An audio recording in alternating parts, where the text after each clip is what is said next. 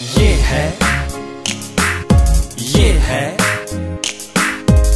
है rising city, ये है राइजिंग सिटी। नाम है इसका जोधपुर, जोधपुर, जोधपुर, जोधपुर। हर बात निराली यहाँ, लोग निराले यहाँ। हर बात निराली यहाँ, लोग निराले यहाँ। उठते स्वर, उठते स्वर कहीं अभिनेता के, उठते स्वर कहीं अभिनेता के। पड़ती थाप ढोलक पर, ढोलक पर, ढोलक पर, ढोलक पर। थिरकते पांव जब बिन घुंघरू के, तो नाचता पूरा शहर, थिरकता पूरा शहर। बांसुरी की मीठी तान से, बांसुरी की मीठी तान से ज्यादा मीठी मुस्कान यहाँ की। कहती सबसे एक ही बात, एक ही बात। आवो आवो सा, पधारो सा, घणे मान स्वागत। आओ सा, पधारो सा, पधारो सा, पधारो सा, घणे मान स्वागत। ये है राइजिंग सिटी, ये है राइजिंग सिटी। पश्चिम में संगीत को म्यूजिक कहते हैं। म्यूजिक शब्द ग्रीक से आया है और ग्रीक परंपरा में म्यूजिक का अर्थ देवी होता है। अरबी परंपरा में मूसीकी कहा जाता है और मूसीकी का अर्थ या उसके समानांतर शब्द जो हैं वो संगीत के समानांतर और मौसीकी के समानांतर दोनों एक ही पर्यायवाची हैं और उसका अर्थ होता है आवाज। और हमारी भारतीय शास्त्रीय परंपरा में नाद ब्रह्म को संगीत कहा जाता है। अगर मैं इसे विस्तार से कहूं तो सुर, लय और ताल ये संगीत है, संगीत की संपूर्णता है। हेलो दोस्तों, आज संगीत साधक के रूप में हमारे साथ हैं एक ऐसी ही संगीत साधक जो म्यूजिक को समर्पित है। दोस्तों, हमारा हर सेगमेंट अपनी रफ्तार पकड़ चुका है, सफलता की रफ्तार पकड़ चुका है। और इसी तरह हमारे आज के म्यूजिक सेगमेंट में एक ऐसी स्टार, राइजिंग स्टार हैं जिनकी उंगलियां जब हारमोनियम पर थिरकती हैं तो मेलोडी खुद ब खुद वहाँ थिरकने लगती है। जब सितार पर यही उंगलियां अपनी रफ्तार पकड़ती हैं तो सुनने वाला एक अलग दुनिया में पहुंच जाता है। और जब उनकी आवाज़ शास्त्रीय गायन को अपना एक अलग रंग देती है तो हमारी मौसीकी, हमारी संगीत, हमारे म्यूजिक के प्रति एक श्रद्धा बढ़ जाती है। दोस्तों, आज हमारे साथ एक ऐसे ही राइजिंग स्टार हैं जिन्होंने देश के कई प्रतिष्ठित मंच पर अपने कार्यक्रम दिए हैं और म्यूजिक को समर्पण उनका जीवन है। तो आज हम आपको ले चलते हैं हमारी राइजिंग सिटी में ऐसे ही राइजिंग स्टार भूमिका सेवानी। भूमिका जी, आपका 24 न्यूज़ चैनल में बहुत बहुत स्वागत है, अभिनंदन है। बहुत बहुत धन्यवाद सर, नमस्ते। सबसे पहले तो सर मैं आपको बहुत बहुत धन्यवाद देना चाहूँगी, इस पूरी 24 चैनल न्यूज़ की टीम को धन्यवाद जी। अभी तो हमारी बात शुरू होनी है, अभी धन्यवाद पेंडिंग रखी है। बहरहाल भूमिका जी, आपका जो नाम है वो खुद ब खुद काफ़ी लोग जानते हैं। भूमिका का मतलब बैकग्राउंड है। हाँ, एक अर्थ भूमिका का पृथ्वी भी होता है। हाँ। और अगर भूमिका की राशि की हम बात करें तो भूमिका किसी इंटेलिजेंट लड़की को भी कहते हैं। क्या सोचकर आपके पेरेंट्स ने ये नाम रखा? सर उस टाइम तो वो हीरोइन बहुत ज़्यादा चर्चित थी, भूमिका चावला नाम की। अच्छा, तो अच्छा। शायद यही कारण था कि पेरेंट्स ने भूमिका नाम को चुना मेरे लिए। भूमिका जी, आपने अगर हम सब्जेक्ट की तरफ देखें, विषय की तरफ देखें तो ग्रेजुएशन में आपके संगीत तो था ही, लेकिन संगीत के साथ साथ बिल्कुल विपरीत दिशाएं चल रही हैं। एक तरफ तो आपके इकोनॉमिक्स है। इकोनॉमिक्स तो चलिए मानिए हमारे जीवन में अर्थशास्त्र कहीं ना कहीं काम आता है, लेकिन पॉलिटिक्स, राजनीति तो बिल्कुल अलग है। तो ये तीनों जो विपरीत दिशाएं, ये कैसे आपने चयन किया? माफ़ी चाहूँगी सर, मैं इकोनॉमिक्स के साथ साइकोलॉजी है। साइकोलॉजी है, चलो वो तो और अच्छा है, संगीत के भीतर। हाँ बिल्कुल, साइकोलॉजी का। हाँ जी। हाँ। यही सोच के मैंने साइकोलॉजी लिया कि शायद मैं संगीत और साइकोलॉजी को जोड़ के अपनी कुछ ऐसी रिसर्च कर सकूं जो शायद लोगों को आगे सहायता दें, लोगों के मनोविज्ञान में, उनके मानसिक विकास में संगीत जो सहायता दे सकता है। जो साउंड थेरेपी आजकल आ चुकी है, इसका काफ़ी ज़्यादा रिसर्च चल रहा है। लेकिन हम देखते हैं कि आपकी अभी तो काफ़ी छोटी उम्र है, और छोटी उम्र के लोग अक्सर ग्लैमर की तरफ भागते हैं संगीत में। तो जैसे आपने हारमोनियम को चुना, और हारमोनियम तो बिल्कुल एक जो है हमारे शास्त्रों में, जिसका एक बहुत बाद में इसको शास्त्रीय भारतीय रूप दिया गया, पहले शायद ये यूरोप से आया था, लेकिन इसे भारतीय रूप दिया गया। तो क्या आप हारमोनियम ही क्यों चयन किया आपने? सर, जब मैंने गायन की शुरुआत की तो मुझे अपने गायन, यानी पहले शुरुआत आपने गायन से की? हाँ बिल्कुल, मैंने गायन से शुरुआत की। तो गायन के साथ मुझे एक वाद्य यंत्र भी चाहिए था जो मेरे गायन को साथ दे सके, उसको आगे बढ़ाने में मेरी सहायता कर सके। तो उसमें मेरे सामने सितार भी था, तबला भी था, और भी कई सारे आकर्षक वाद्य यंत्र थे। लेकिन जब हम तबला बजाते हैं और साथ में गायन करते हैं तो कई बार ऐसा होता है सांस फूल जाती है या अलग अलग तकलीफें आने लगती हैं। सितार भी एक बहुत मुश्किल वाद्य यंत्र मैं कह सकती हूँ कि है, उसको बजाते समय उंगलियों में दर्द भी होता है। तो मुझे ऐसा वाद्य यंत्र चाहिए था जो मेरे गायन को सहायता करे, सपोर्ट करे। तो उसके लिए जब मैंने देखा तो हारमोनियम मुझे एक ऐसा वाद्य यंत्र मिला जो बिल्कुल उसी तरह था, मेरे हर एक सुर को सहायता दे रहा था, सहज कर रहा था। तो मैंने इसलिए हारमोनियम चुना। हारमोनियम को ये कहा जाता है कि इसका जो सूफी संगीत में, शास्त्रीय संगीत में, गज़ल में, सभी में इसका उपयोग होता है। और हारमोनियम का जो अभ्यास है उसमें शायद ओम की ध्वनि से शुरू किया जाता है, और जब आवाज़ और ओम की ध्वनि का एकाकार होता है तब वो हो। तो ये जो आपने ट्रैक को पकड़ा है, जैसा आपने बताया कि गायन के कारण, लेकिन फिर आपने हारमोनियम को अपना हीरो बना लिया जीवन में, म्यूजिक का। सर, गायन से भी पहले मैं कहना चाहूँगी कि जब मैं 3-4 साल की थी तो मेरे घर में संगीत का कोई ऐसा बैकग्राउंड नहीं रहा है, पर मेरे पापा को संगीत से बहुत ज़्यादा लगाव था, और वही लगाव मेरी मम्मी को भी था। तो मेरे जन्म से पूर्व घर में एक सिंथेसाइजर जरूर पड़ा था। अच्छा। तो मम्मी ने थोड़े से सरगम, थोड़े अलंकार गाने मुझे उसी समय सिखा दिए थे, और वो कहीं ना कहीं मेरे जहन में बस गए थे। यानी आपकी मम्मी भी संगीत के प्रति उनका बहुत रुचि रखती है, बहुत आकर्षण है मेरी मम्मी का भी और मेरे पापा का भी, इसलिए मेरे को परिवार का पूरा सपोर्ट मिला म्यूजिक में। वाह। तो हारमोनियम पे आपने लगातार अभ्यास किया गायन से ज़्यादा, और कहाँ कहाँ आपने, जैसे पहले हम ये पूछना चाहेंगे कि हारमोनियम में जो 7 सुर होते हैं उसका थोड़ा सा बताइए हमारे दर्शकों को।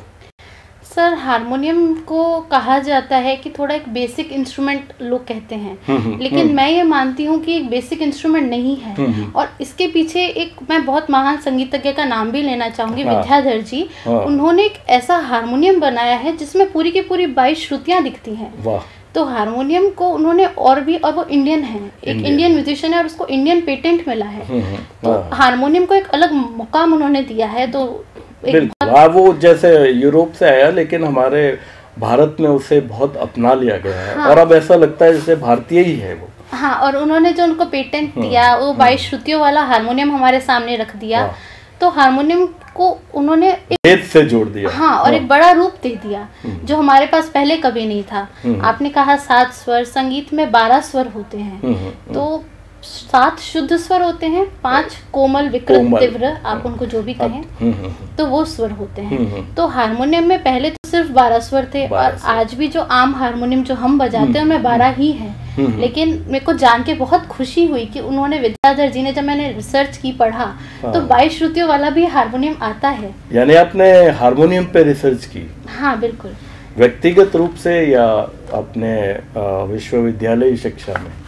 सर, मैंने व्यक्तिगत रूप से भी काफ़ी पहले से सीखना शुरू कर दिया था। तो क्यूरियोसिटी तो मन में होती ही है कि जो मैं सीख रही हूँ उसका इतिहास क्या है, या वो आगे किस तरीके से मेरे को मिलेगा, उसमें और क्या क्या मैं किस तरीके का ले सकती हूँ हारमोनियम मुझे अगर लेना है तो इसलिए मैंने पहले भी रिसर्च की और अब विश्वविद्यालय में इतने अच्छे गुरुजी हैं। आपके पहले गुरु कौन थे? मेरे सबसे पहले गुरु पंडित सतीश चंद्र जी भौरा जी रहे हैं और संगीत किसले में मैंने उनसे सीखा और मैं आज तक उनसे विधिवत रूप से शिक्षा प्राप्त कर रही हूँ। उनके ही परिवार से एक बहुत ही गुणी संगीतज्ञ हैं जो अभी हरफन मौला है, यंग भी हैं, अखिल बोहरा जी।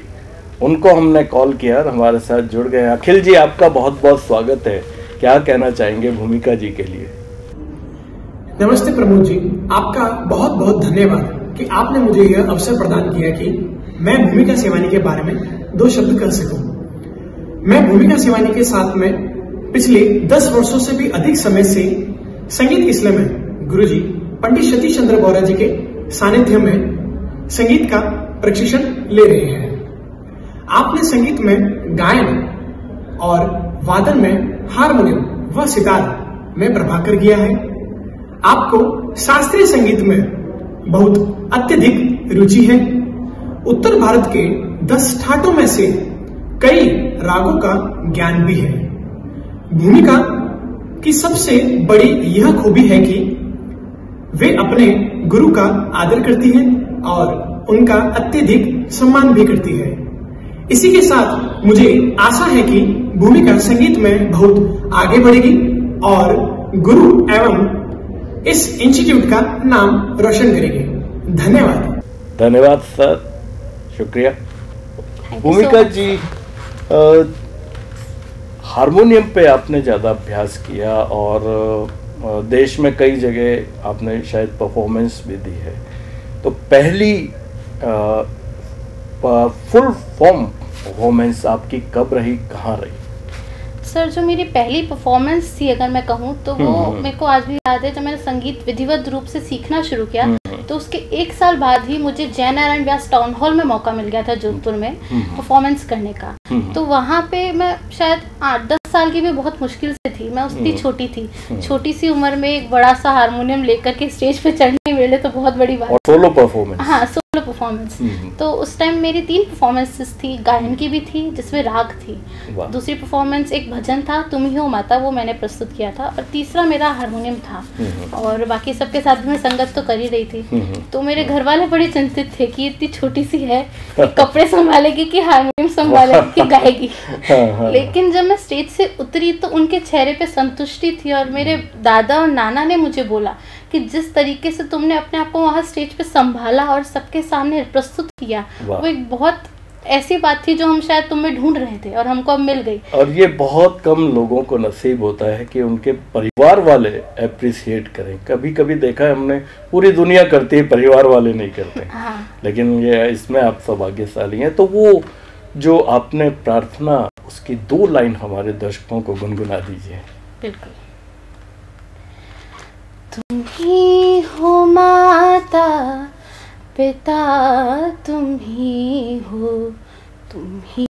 हो बंधु सखा, तुम ही हो जो खिल सके ना वो फूल हम है, तुम्हारे चरणों की धूल हम है, दया की दृष्टि सदा ही रखना, तुम ही हो बंधु सखा, तुम ही हो। वाह, आपने तो इसको एक अलग ही वर्जन में पहुंचा दिया और वाकई बहुत अच्छा लगा।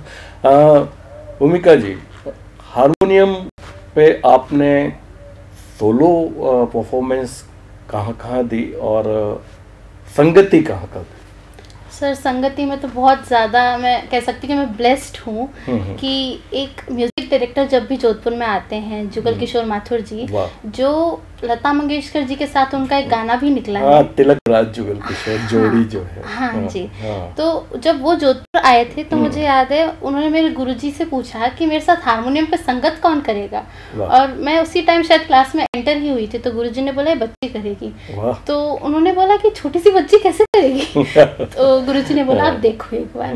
मैं बजाया, तो उन्होंने मुझसे कुछ नहीं कहा, ना आज तक कभी कुछ कहा, पर उन्होंने निकलते वक्त मेरे गुरुजी से कहा कि सतीश जी आप बिल्कुल सही कह रहे थे। तो वो एक मेरे लिए बड़ा यादगार पल है, मैंने सुन लिया था। ये कब की बात है, घटना कब की है? ये भी शायद मैं 7-8 बरस की मुश्किल से थी। Oh my God. यानी 8 साल से आपने हमारे शहर की पताका फहराना शुरू कर दिया। और कहाँ दी आपने देश में, कहाँ संगति की या सोलो परफॉर्मेंस? सर एक लखनऊ में IIM इंस्टीट्यूट है, वहाँ पे मेरी एक परफॉर्मेंस थी। तो वहाँ पे मेरा गायन भी था और वादन भी था, हारमोनियम। तो एक मैंने वहाँ पे परफॉर्मेंस दी है। और उदयपुर में भी मैंने एक बार परफॉर्मेंस की थी, वो हालांकि हमारा एक सिंधी प्रतियोगिता थी, तो उसमें मैंने परफॉर्म किया था। और जयपुर में एक था राष्ट्रीय युवा प्रतिभा खोज महोत्सव, तो मैंने वहाँ पे भी प्रस्तुति दी है। साथ ही में जोधपुर में तो कई जगह पे दी है मैंने। आपने अभी वहाँ लखनऊ का जिक्र किया और वहाँ IIM के प्रोफेसर हमारे साथ जुड़ गए हैं, प्रोफेसर प्रेम प्रकाश शिवानी साहब, दीवानी, प्रोफेसर प्रेम प्रकाश दीवानी। प्रोफेसर साहब आपका बहुत बहुत स्वागत है। और भूमिका सेवानी हमारे साथ हैं, क्या सर कहना चाहेंगे? Hi, good evening friends. I am Professor Prem Prakash Devani. I am a marketing professor at Indian Institute of Management, Lucknow. Bhumika is known to me for last couple of years. I remember I've known her for last 16-17 years since her childhood. She's been extremely intelligent girl in terms of music per se, because मैं इसको observe कर रहा हूँ पिछले 10 सालों से ये संगीत की शिक्षा ले रही है। और उसने जो शुरुआत करी थी अपनी माँ से सीखना शुरू करा, उसके बाद क्लासिकल में उन्होंने ट्रेनिंग लिया और जितने भी इसने राष्ट्रीय प्रतियोगिताओं में और राज्य स्तरीय प्रतियोगिताओं में कई इनाम जीते हैं, तो उसका पूरा श्रेय मैं इनके जो गुरुदेव हैं जिनसे फॉर्मली सीख रही हैं, श्री सतीश चंद्र बोहरा जी, उनको देना चाहूँगा। मैंने उसे हारमोनियम बजाते हुए देखा है पिछले 10 बरस से, और उसकी वादन के मामले में प्रतिभा अतुल्य है। इसके अलावा मैंने इसको देखा है सितार बजाते हुए, यूकेलेले बजाते हुए, और I have lot of appreciation for her and I feel कि अ चाइल्ड लाइक भूमिका probably will bring lot of appreciation for the parents as well, to the family as well. So I'm happy for the parents. उन्हें बहुत गर्व होगा अपनी बेटी पे, and I extend my warm wishes and good luck for her future, especially in music. Thank you very much. Thank you sir, बहुत बहुत शुक्रिया। आपने बताया कि जब लखनऊ की घटना क्या रही, और लखनऊ तो हमारी तहजीब का, अहद का बहुत बड़ा शहर है, और जब भी तहजीब की बात आती है लखनऊ का जिक्र होता है, तो वो क्या संस्मरण रहा आपके साथ? सर लखनऊ में मुझे याद है, मैं तब भी बहुत छोटी थी, शायद 14-15 साल की मुश्किल से थी। जी। और वहाँ पे जब मैं अपना परफॉर्मेंस करने गई स्टेज पे, तो मैंने नीचे देखा कि कोई छोटा बच्चा तो था ही नहीं वहाँ। सब IIM इंस्टीट्यूट के प्रोफेसर्स, वहाँ की फैकल्टी, वहाँ के डीन, इतने बड़े बड़े लोगों को देख करके मेरे मन में आया कि मैं क्या यहाँ पे परफॉर्म कर भी पाऊँगी। मैं डर गई थी एक बार के लिए। होता है। लेकिन उस भीड़ में शायद मैंने पहले मेरी मम्मी को ढूंढा। मुझे जैसे ही मम्मी दिखी, मैंने आंख बंद करके अपना शुरू किया, गुरुजी का नाम लेके शुरू किया। आंखें खोली तो मैंने मम्मी की तरफ देखा कि क्या मम्मी मैं सही गा रही हूँ, और मम्मी ने मेरे तरफ गर्दन हिलाई। तो वो एक मेरे को श्योरिटी मिल गई कि हाँ शायद मैं बिल्कुल सही गा रही हूँ, और मैंने उसको आगे गाना कंटिन्यू किया, वो गाना खत्म किया। आज तक भी मेरी यही आदत है कि जब भी मैं कुछ गाती हूँ या बजाती हूँ, तो मेरी पहली लिखा मेरे गुरुजी को ढूंढती है या मेरी मम्मी को ढूंढती है कि हाँ मैं सही गा रही हूँ, यही दो सही बता सकते हैं।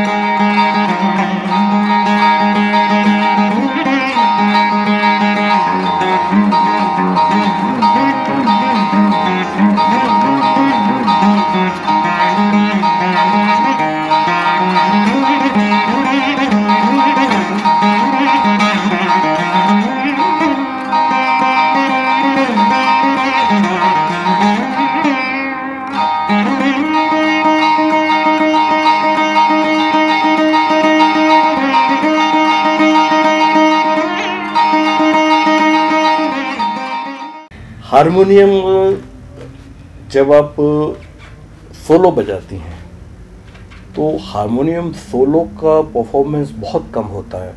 आई थिंक हमने सोलो परफॉर्मेंस बहुत कम देखी है। हाँ जी। तो उसका बेस क्या रहता है, आधार क्या है सोलो परफॉर्मेंस का? सर हारमोनियम में अगर आप यहाँ किसी भी वाद्य यंत्र में सोलो परफॉर्मेंस दे रहे हैं तो उसका एक विधिवत रूप से शुरुआत होती है विलंबित लय में। विलंबित मतलब एक धीरे से उस चीज को मध्य लय तक, फिर वो द्रुत लय तक, स्लो मीडियम फास्ट, इन तीनों लयों में वो चीज चलती है। तो सबसे पहले तो जैसे संगीत में गायन में हम आलाप लेते हैं तो वैसे ही हम हारमोनियम पे भी उसका एक स्वरूप बनाते हैं राग का। और जब वो स्वरूप बन जाता है राग का, आप उसको भले 5 मिनट, अगर आप स्टेज पे आपको ज़्यादा मौका मिल रहा है तो उस टाइम के अकॉर्डिंग होता है, तो उसमें अगर आप एक राग का माहौल बना दें तो वो हमारे लिए भी एक राग को उठाने के लिए बहुत एक सहायक होता है। और जो जनता होती है वो भी उस राग के कह सकते हैं कि माहौल में पूरी मिक्स हो जाती है। तो उसके बाद अगर आप कोई दूसरी राग बजा दो, संगीत की ये बहुत खास बात है कि उसके बाद कोई दूसरी राग आ जाए तो लगता है नहीं ये तो सही नहीं हुआ, ये कुछ अलग हो गया। तो वो विलंबित लय में तो खैर उसमें तबला नहीं होता है, पहले हम धीरे धीरे उसका एक माहौल बनाते हैं, फिर विलंबित लय में तबला शुरू होता है। अब जैसे गायन में हम बंदिशें ले लेते हैं, वैसे ही हारमोनियम में भी आप कोई बंदिश या कोई आपका स्वर मालिका हुई या कोई आप उस चीज़ में कुछ भी मतलब धीरे से लय में जो आप बजाना चाह रहे हैं वो बजेगा। फिर वो धीरे धीरे धीरे धीरे आगे अपना रुख बढ़ाता है, फिर वो मध्य लय आ जाती है, द्रुत लय। लेकिन इसके जो दर्शक है या ऑडियंस जो होती है वो पर्टिकुलर वही लोग हैं जिनका शास्त्रीय संगीत में या भारतीय संगीत में रुचि है। सर ये बात आपकी बिल्कुल सही है, लेकिन इसमें मैं ये कहना चाहूँगी कि हारमोनियम पे हम देखते हैं कि गाने भी बजते हैं और गायन में भी हारमोनियम, आप कोई भी फिल्मी गाना होगा उसको देख लीजिए। मेरी भावना वही थी। हाँ, तो फिल्मी गानों में भी हारमोनियम वगैरह होता ही है। तो आप दोनों ही प्ले करती हैं, शास्त्रीय और फिल्मी? हाँ। तो किसी भी फिल्मी गाने पे आप संगत कर लीजिए, लोगों को बड़ा रुचि होगी उसको सुनने में। आजकल के लोग तो यही हम इंडियन क्लासिकल को छोड़ के फिल्मी को ज़्यादा सुनने की कोशिश करते हैं। तो हारमोनियम बहुत अच्छा हारमोनियम पे तो आपको ध्यान है कि नागिन फिल्म में जो नागिन की धुन है वो कल्याण जी भाई ने बजाई थी। हाँ। बिल्कुल हारमोनियम पे वो हारमोनियम का बहुत अच्छा स्थान है। और लेकिन जब आप संगति करती हैं हारमोनियम के साथ तो आपने अब तक संगति तो उन्हीं लोगों के साथ की होगी जैसे जुगल किशोर जी हैं, या और कौन सी सेलिब्रिटी रही हैं, और संगति में क्या ध्यान रखना पड़ता है बेसिक? संगति में सर अगर मैं कहूँ तो हमको गायक के पीछे चलना होता है। हम गायक के आगे जाकर के सिर्फ अपना ही काम नहीं दिखाते हैं, हमको अपने काम की अलग जगह मिलती है।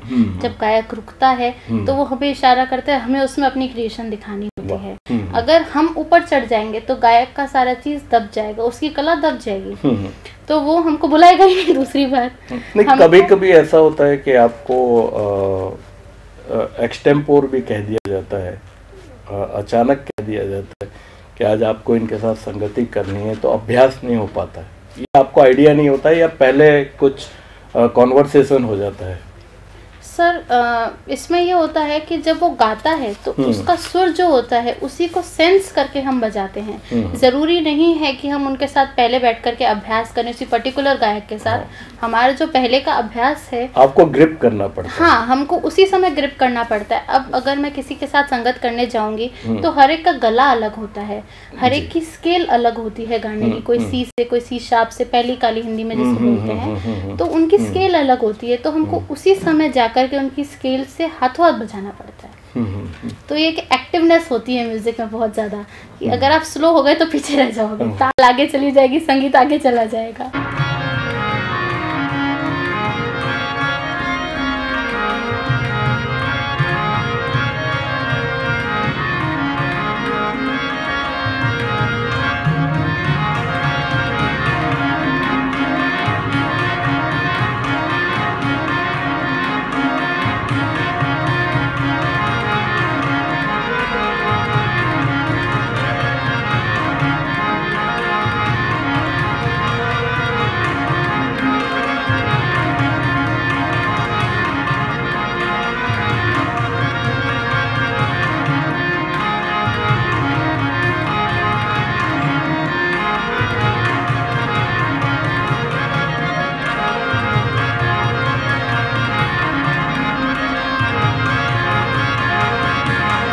तो हारमोनियम पे तो बहुत बातें हैं, हरि अनंत हरि कथा अनंता, और भी बहुत बात की जा सकती है, लेकिन चूँकि हमें एपिसोड में आपसे और भी बहुत सारी बातें करनी है।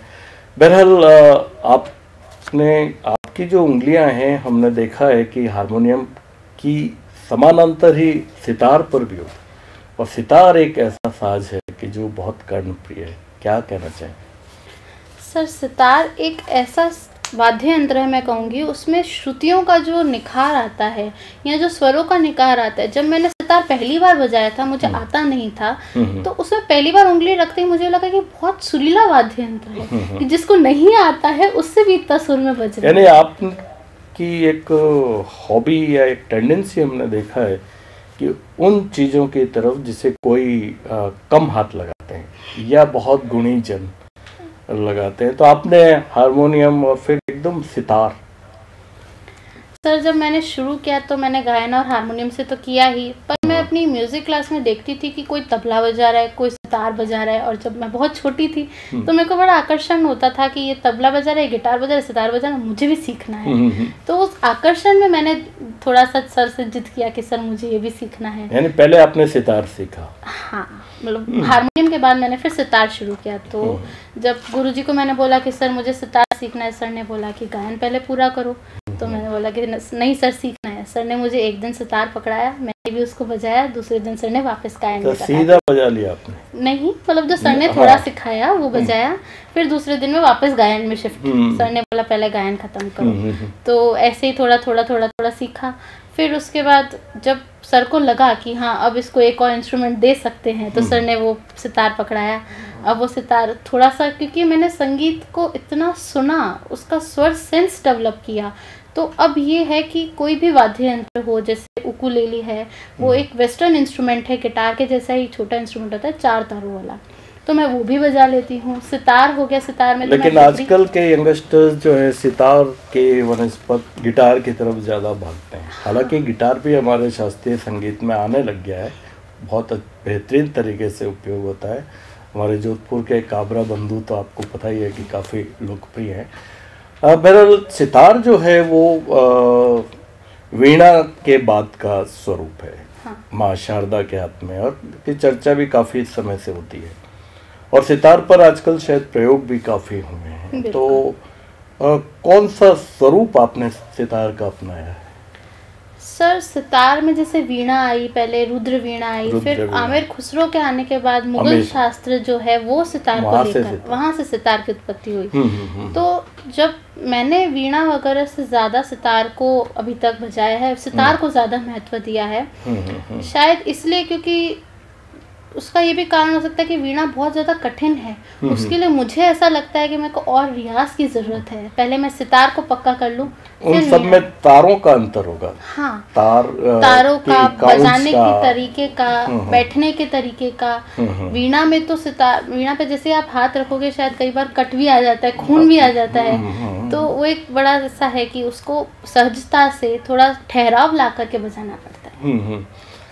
तो जैसे सितार है हमारी, मीरा, माँ मीरा के हाथ में भी सितार दिखाई देता है। बहुत से जो संत कवि रहे हैं उन्होंने सितार को काफ़ी महत्व दिया है। तो और सितार के बारे में, आप जब बजाती हैं तो अब ये सभी चीज़ों का अभ्यास कंटिन्यू होता है, या कभी हारमोनियम कभी सितार, इस तरह से आपके अभ्यास का क्या नियमितता क्या है? सर, इस अभ्यास को, क्योंकि पढ़ाई भी है अपनी जगह और उसको रोज़ करना है, और साथ में सितार, हारमोनियम, गायन और कोई भी इंस्ट्रूमेंट होता है तो मेरा मन तो करता ही है। तो उसके लिए हमको ये देखना होता है कि हम अपने समय को किस तरीके से बांटें। अब हारमोनियम है तो उसके साथ में गायन का रियाज भी करा जा सकता है। तो एक आप कभी हारमोनियम और गायन को साथ में कर लो, या फिर गायन कर लिया बाद में हारमोनियम कर लो। तो ऐसा है कि आप कभी, जैसे मेरे को कभी टाइम नहीं मिल पाता है, कम मिलता है, तो मैं दिन में 3 घंटे निकालने की कोशिश करती ही। 3 घंटे? हाँ। तो 3 घंटे में 1 घंटे गायन का रियाज हो जाता है, 1 घंटे हारमोनियम का हो जाता है। तो सुबह जल्दी उठना पड़ता होगा आपको? सुबह जल्दी म्यूजिक का अभ्यास नहीं, वो जल्दी की आदत नहीं है। सब में जल्दी उठने की आदत नहीं है और इस चक्कर में मैं पापा से बहुत डांट खाती हूँ। आज भी बहुत डांट खाती हूँ। मुझे उठने के लिए लक्ष्य चाहिए होता है। जैसे कॉलेज जाना है, ठीक है, तो सुबह 8 बजे 7 बजे उठ के फटाफट कॉलेज भाग गए। कॉलेज में भी म्यूजिक है तो वहाँ पे भी वही कॉलेज भी जल्दी जाना पड़ता है। हाँ, तो कॉलेज में म्यूजिक है तो एक इंटरेस्ट होता है कि चलो वापस कुछ ना कुछ गाएंगे, कुछ सीखेंगे गुरुजी से, टीचर से कुछ सीखेंगे, प्रोफेसर से, तो उठ के भाग जाते हैं। और अगर कॉलेज नहीं हो तो हम लेट है।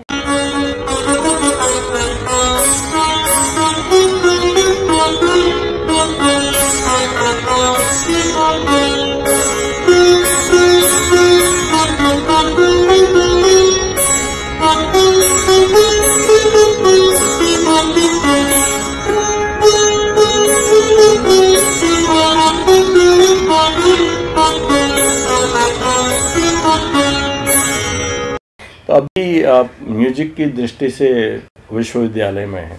हाँ। और अभी वर्तमान में विश्वविद्यालय में म्यूजिक की क्या शिक्षा ले रहे हैं? सर, वर्तमान म्यूजिक में मैं गायन की शिक्षा ले रही हूँ विश्वविद्यालय में भी। तो गायन के लिए हमारे विश्वविद्यालय संगीत विभाग में। हाँ, संगीत विभाग में डॉक्टर भूमिका द्विवेदी मैम है, वो उदयपुर घराने की टीचर हैं, तो उनसे मैं विधिवत शिक्षा ले रही हूँ। वाह, बहुत बढ़िया। तो आपने हमारे विश्वविद्यालय में परफॉर्मेंस दी है। हाँ। क्या परफॉर्मेंस दी? सर, विश्वविद्यालय में जो मैं जिसको मैं सबसे ज़्यादा महत्व दूंगी अगर, तो वो है कि मेरे प्रोफेसर्स ने मुझे एक बहुत स्वर्णिम अवसर दिया, मैं कह सकती हूँ। पंडित देवेंद्र वर्मा जी आए थे जी।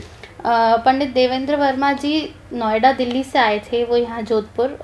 वो एक बहुत बड़े संगीतज्ञ हैं, उन्होंने संगीत में काफ़ी रिसर्च की है, स्कॉलर हैं, और उनके साथ बजाने का, उनके साथ संगत करने का मुझे विश्वविद्यालय में, शायद मेरे को विश्वविद्यालय में गए हुए उस टाइम कुछ महीने भी नहीं हुए थे, और मेरे प्रोफेसर्स ने मुझे मौका दिया, मैंने उनके साथ संगत की। तो एक वो मेरे लिए बहुत कहती हूँ अविस्मरणीय क्षण था।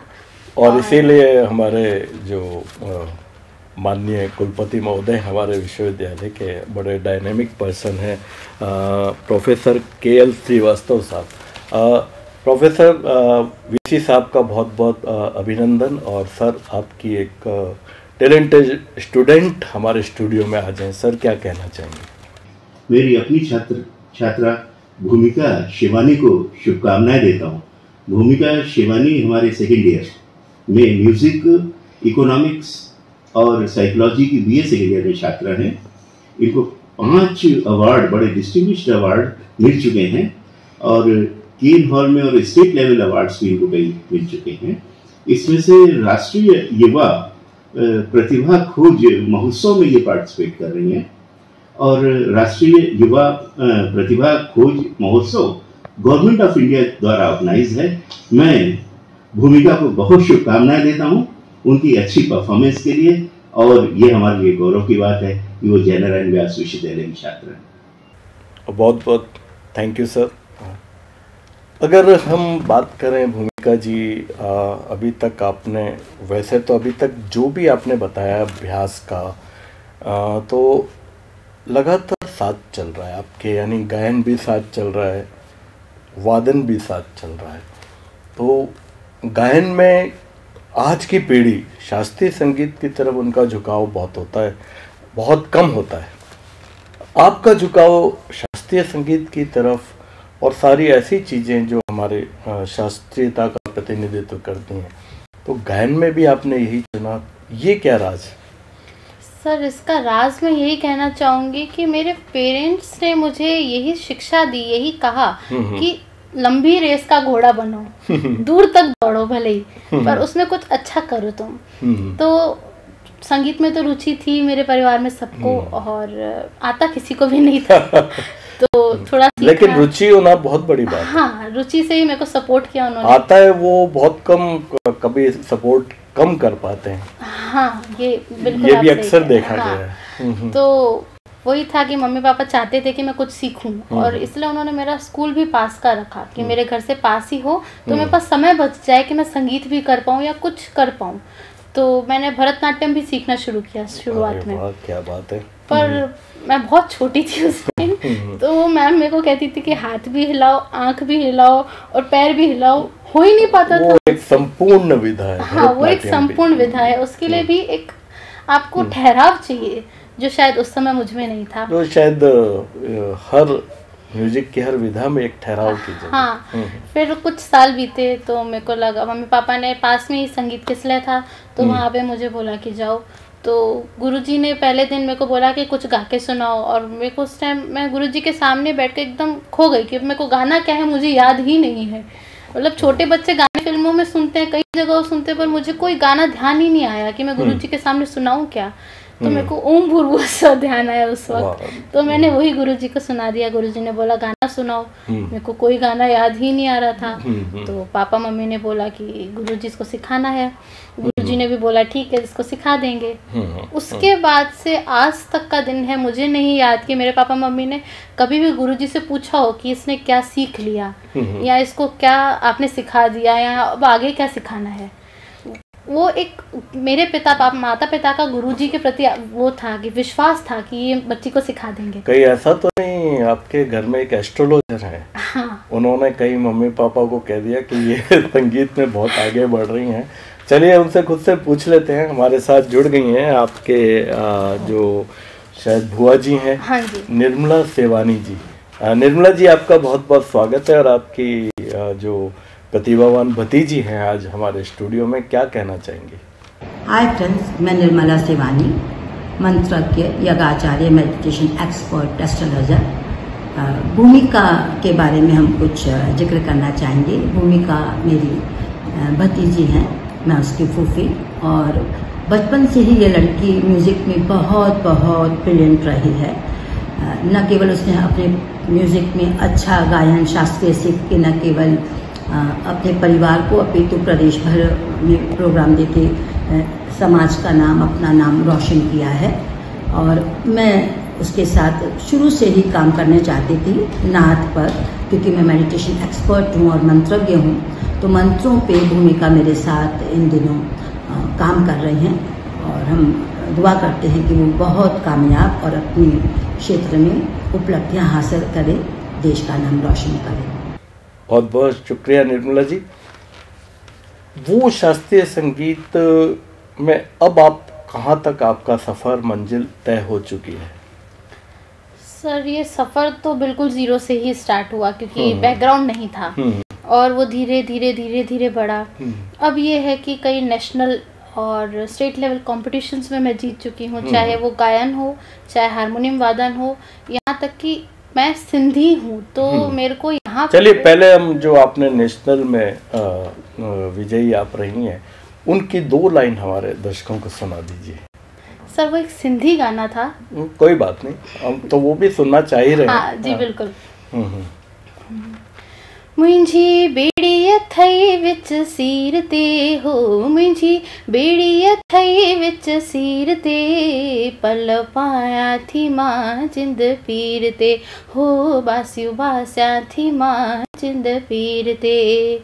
मुंहिंजी बेड़ी अथई विच सीर ते हो, मुंहिंजी बेड़ी अथई विच सीर ते, पल पाया थी मां जिंद पीर ते, हो बासियूं बासिया थी मां जिंद पीर ते।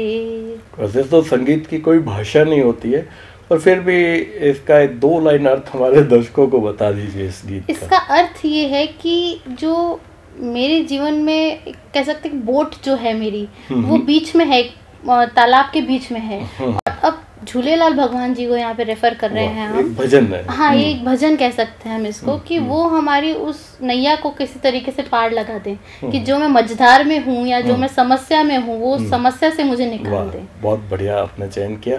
चलिए, आप अपनी भाषा और संस्कृति के प्रति भी इतनी समर्पित हैं और आपका समर्पण हर जगह दिखाई दे रहा है। और हम चाहेंगे कि एक शास्त्रीय बंदिश की कोई हिंदी रचना भी आप हमें सुना दें। जी बिल्कुल। शास्त्रीय बंदिश में मैं आपको वो बंदिश सुनाना चाहूँगी जो मेरे गुरुजी ने मुझे पहली बंदिश सिखाई थी।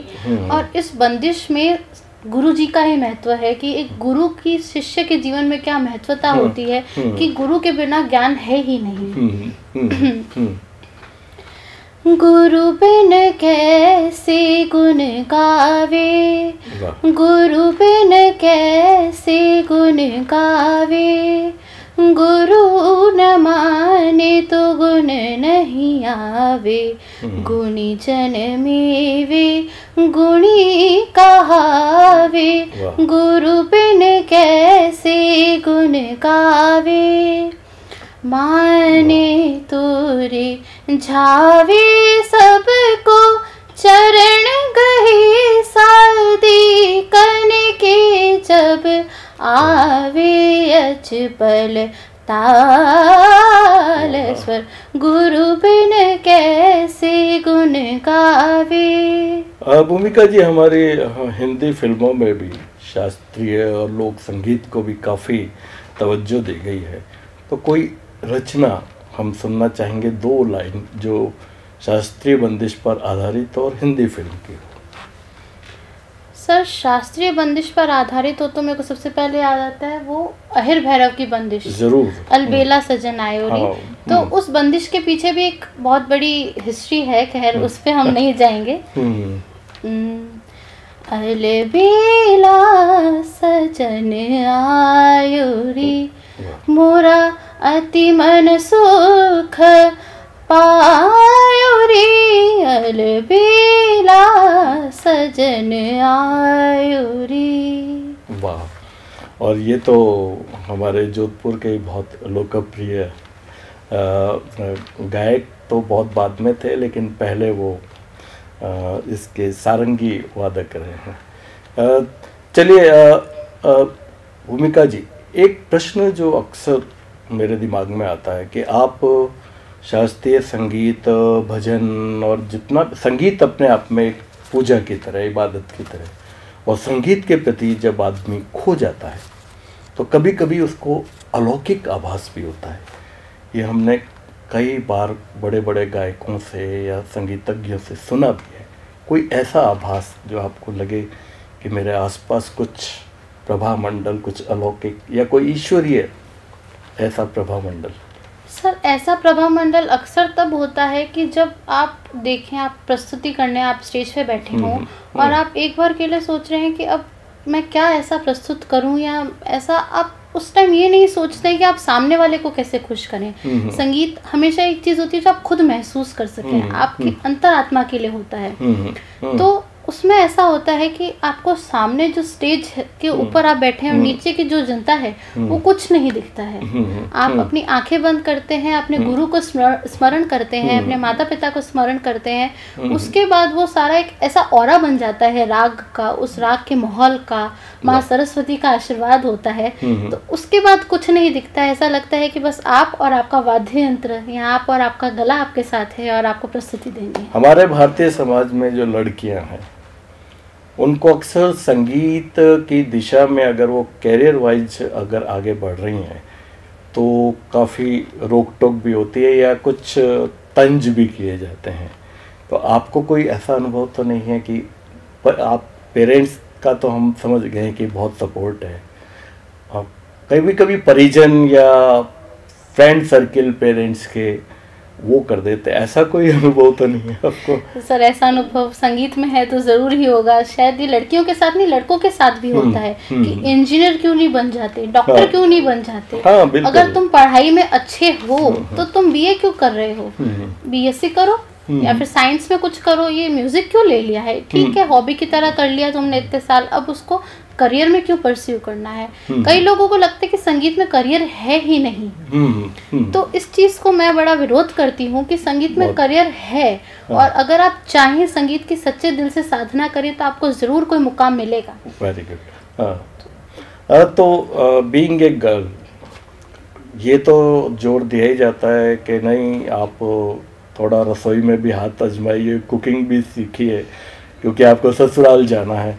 तो ऐसा कुछ आप कुकिंग वगैरह में कहाँ तक? कुकिंग में मैं ये कहना चाहूँगी कि मेरे घर में ससुराल वालों का प्रेशर तो नहीं दिया जाता है, बट टचवुड मैं कुकिंग में भी बहुत ज़्यादा एफिशिएंट हूँ। वो हमें लग रहा है। मेरे पापा मम्मी और सब लोग यही कहते हैं कि मम्मी से भी शायद ज़्यादा अच्छा खाना मैं बना लेती हूँ। और कॉलेज में भी अभी कोई स्पेशल डिश जो आपके हाथ से अच्छी बनती है? कॉलेज की प्रतियोगिता की मैं बात करती हूँ तो राजस्थानी व्यंजन प्रतियोगिता थी। तो उसमें मैंने गट्टे की साग बनाई थी और वो कोरमे की पूड़ियाँ। वाह। तो वो उसमें घर से बना के ले जाना था। तो टीचर्स मुझसे पूछते कि इसकी रेसिपी क्या है। तो रेसिपी तो बता दी मैंने, पर उसमें जो खास था वो ये कि कोरमे की पूड़ी कैसे बनाई, ये तो सॉफ्ट बन गई है। मैं बोला मैंने घर में पीसा था कोरमा। वाह क्या बात है। जो हमारे यंगस्टर्स हैं वो आजकल जो टीवी चैनल्स में बहुत ज़्यादा ग्लैमर पैदा कर दिया गया है म्यूज़िक के प्रति, और हर हमने देखा है कि जो चाहे सिंगिंग में हो, गायन वादन में भी हो, वो शॉर्टकट दौड़ रहे हैं। तो उन लोगों के लिए आप क्या संदेश देना चाहेंगे? सर मैं ये कहना चाहूँगी कि जो टीवी पे दिखता है, शॉर्टकट दिखता है, उसके पीछे भी कहीं ना कहीं बहुत लंबा रियाज होता है। और इस चीज़ को कोई ठुकरा नहीं सकता, क्योंकि जो शायद मैं रियलिटी शो की भी बात करूँ, उसमें लोग जो जीतते हैं उससे पहले उनकी सालों का रियाज और सालों की मेहनत होती है। संगीत एक दिन का चीज़ नहीं है, संगीत रियाज मांगता है, संगीत साधना, पेशेंस मांगता है कि आप उसको ठहराव के साथ कई सालों तक करें, उसको अपने जहन में बसा लें, तभी आप उसमें कुछ अच्छा कर पाएंगे। तो मैं यही कहना चाहूँगी, अगर आप ग्लैमर की तरफ जा रहे हैं तो ये देखिए कि आप उसमें पहले कितना रियाज कर चुके हैं, उसको सच्चे दिल से, सच्ची भक्ति से आगे ले जाएंगे तो वो ज़्यादा बेहतर रहेगा। चाहे वो संगीत के लिए हो, चाहे वो पूरे समाज के लिए हो, वो समाज में संगीत को एक अच्छी छवि के साथ प्रस्तुत करेगा। वाह भूमिका जी, आपने तो एक बहुत सधे हुए जो संगीत के गुरु हैं उनकी तरह आपने हमारे दर्शकों को बताया है, और ये खुशी की बात है। और हमें खुशी है कि हमारे राइजिंग सिटी प्रोग्राम में आज आप आई हैं। और भूमिका जी को मैं विदा करूं उससे पहले मैं यही कहना चाहूँगा कि जाने कैसी उंगलियां हैं, जाने क्या अंदाज है, तुमने पत्तों को छुआ था, जड़ तक हिला कर फेंक दी। भूमिका सेवानी आज हमारे साथ थी। आपका बहुत बहुत शुक्रिया कि आप हमारे राइजिंग सिटी प्रोग्राम में आई। तो प्रोग्राम की तरफ से और हमारे 24 न्यूज़ चैनल की तरफ से आपका बहुत बहुत आभार। Thank you. Thank you sir.